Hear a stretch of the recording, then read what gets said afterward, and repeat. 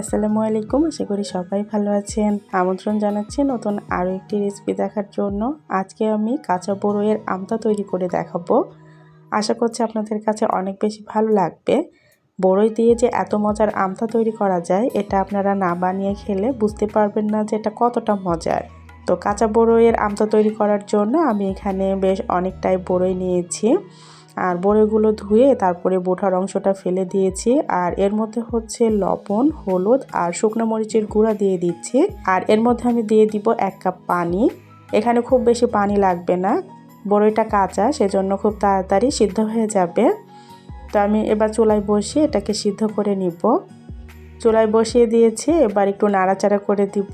আর এই তো কিছুটা সিদ্ধ হয়ে গেছে। এই সময় আমি চিনি দিয়ে দিব। বড়ইগুলো টক, এখানে একটু চিনি দিয়ে দিচ্ছি। মিষ্টিটা আপনার কতটুকু খাবেন সেই পরিমাণ দিয়ে নেবেন। তো আমি আমতাটা হচ্ছে টক মিষ্টি ঝাল করব, সেজন্য আমার পরিমাণ মতো আমি চিনিটা দিয়ে দিলাম। বড়ইগুলো সিদ্ধ হয়ে গেছে, একটা ডাল ঘুটনি দিয়ে এভাবে ঘুটে এগুলোকে ভেঙে নিতে হবে। বড়ইগুলো সিদ্ধ হয়ে গেলে এভাবে ডাল ঘুটনি দিয়ে একটু ঘুটে নিতে হবে, তাহলে খুব সুন্দর এগুলো হচ্ছে মিহি হয়ে যাবে। ডাল ঘুটনি দিয়ে তো আমি বড়ইগুলো ঘুটে নিয়েছি। এবার চুলা থেকে এগুলোকে নামিয়ে ঠান্ডা করে আমি একটা ছাকনা দিয়ে এগুলোকে ছেঁকে নিব, তাহলে বড়ইয়ের যে বিচি আর হচ্ছে খোসার অংশটা এটা বেরিয়ে যাবে।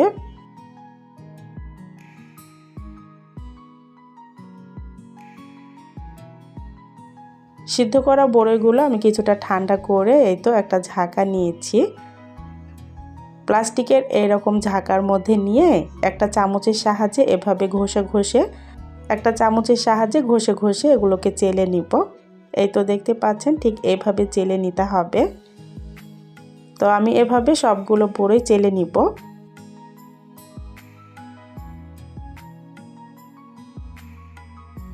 আর এই তো দেখেন কতটা খোসা আর বড়ইয়ের বিচি বের হয়েছে। ঠিক এভাবে চেলে নিতে হবে, নইলে কিন্তু আমতা তৈরি করার পর এই খোসা থাকলে খেতে ভালো লাগবে না।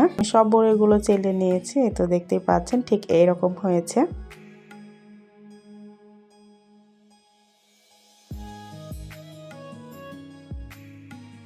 আমি আমতাগুলো টক মিষ্টি ঝাল করব, তো আমার পরিমাণ মতো আমি চিনি দিয়ে দিয়েছি।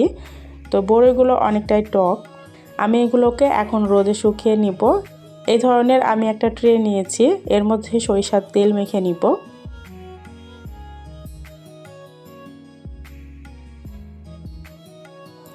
সরিষার তেলটাকে দিয়ে হাত দিয়ে ভালো করে ট্রের মধ্যে এভাবে মাখিয়ে নিতে হবে। এতে করে আমতাটা যখন শুকিয়ে যাবে খুব সহজে উঠে যাবে। তো তেলটা আমি ভালো করে মেখে নিয়েছি, এবার এর মধ্যে বড়িগুলো দিয়ে দিব। বড়িটা এর মধ্যে ঢেলে দিয়েছি, এবার এগুলোকে আমি চামচের সাহায্যে গোটাটাতে মেল করে দিব।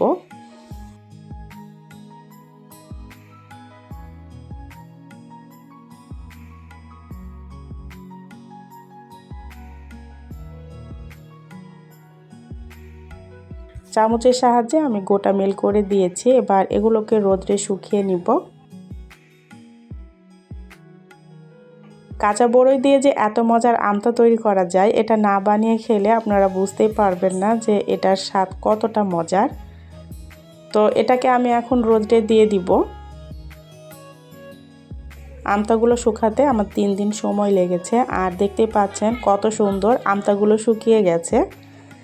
এখানে একটুকু কাঁচা নেই, আমতাগুলো ভালো করে শুকিয়ে গেছে। আমার 3 দিন সময় লেগেছে আমতাটা শুকাতে।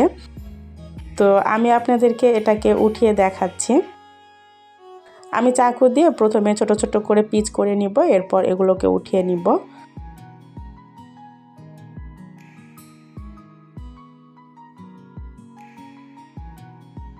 তো এই তো ঠিক এইরকম হয়েছে আমার আমতাগুলো। আপনারা যদি মনে করেন আরও একটু মোটা করে করবেন, সেক্ষেত্রে মোটা করেও দিতে পারেন। তো আমারটা একটু পাতলা হয়েছে, এটা পাতলা করে দিলে একটু তাড়াতাড়ি শুকিয়ে যায়।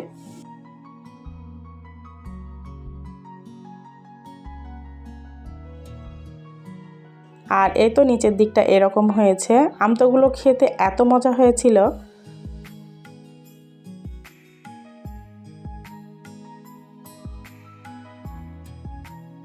আমি আমতাগুলো এভাবে রোল করে নিব, এতে করে বাচ্চারা অনেক বেশি পছন্দ করবে। কাঁচা বড়ি দিয়ে এভাবে আমতাটা তৈরি করে আপনারা দেখতে পারেন। আর এভাবে আমতা তৈরি করে আপনারা 1 বছর রেখে খেতে পারবেন, এটা কিন্তু নষ্ট হবে না। বাইরে থেকে অস্বাস্থ্যকর আমতা না কিনে এভাবে কাঁচা বড়ি দিয়ে আমতা তৈরি করে আপনারা সারা বছর রেখে খেতে পারবেন এই আমতাটা। আমি একটা প্লেটে উঠে আপনাদেরকে দেখাচ্ছি। দেখতে পাচ্ছেন আমতাটা কতটা লোভনীয় হয়েছে, আর এটা অসম্ভব মজা হয় খেতে।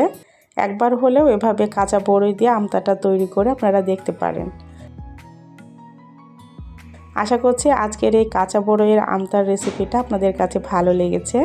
আর যদি ভালো লেগে থাকে প্লিজ একটা লাইক দিয়ে চ্যানেলটা সাবস্ক্রাইব করে আমার সাথে থেকে যেতে পারেন। আজ এ পর্যন্তই, সবাইকে আল্লাহ হাফেজ।